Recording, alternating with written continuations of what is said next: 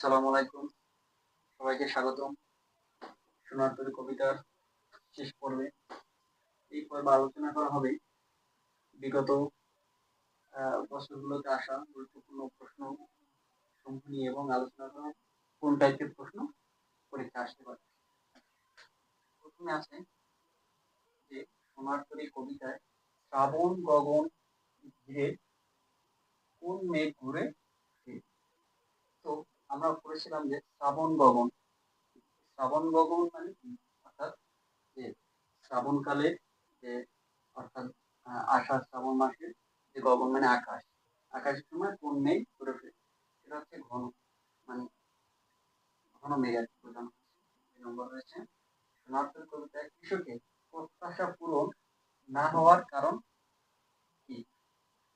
কারণ হচ্ছে যে নৌকায় ঠাঁই না পাওয়া, অর্থাৎ নৌকা তো ছিল যে কৃষকের শিল্পকর্মরূপী যে ধানকে বোঝানো হয়েছিল, সেই ধান দিয়ে নৌকা তো বোঝাই ছিল, এই জন্য কৃষকের আর ঠাঁই মেলেন নৌকা।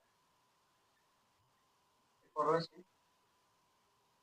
কোনো দিকে নাহি চায়, কে নাহি চায়, তরির মাঝি, অর্থাৎ তরির মাঝি কোনো দিকে না তাকাই তার নিজ গন্তব্যের দিকে ছুটে চলে।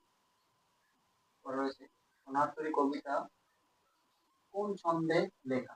মাত্রাবৃত্ত ছন্দে লেখা। মাত্রাবৃত্ত, অক্ষরবৃত্ত, চতুর্দশপদী এবং অমিত্রাক্ষর এগুলো নিয়ে আপনাদের একটা ভিডিও আছে, সেটা দেখবেন, তাহলে অবশ্যই এগুলো সম্পর্কে বুঝতে পারবেন। সর্বশেষ রয়েছে যে সোনার ধান বলতে কি বোঝানো হয়েছে, অর্থাৎ সোনার ধান বলতে জীবনে সৃষ্টিকর্মকে বোঝানো হয়েছে। তো বিভিন্ন বিভিন্ন পরীক্ষায় এই টাইপের প্রশ্নগুলা বারবার এসে থাকে। তো যদি আমাদের যে প্রথম পর্বটা গেছে, সেটা যদি খুব সুন্দরভাবে মনোযোগ দিয়ে দেখেন, তাহলে অবশ্যই যে টাইপের প্রশ্নই দেখ না কেন আপনারা ইনশিওর করতে পারবেন।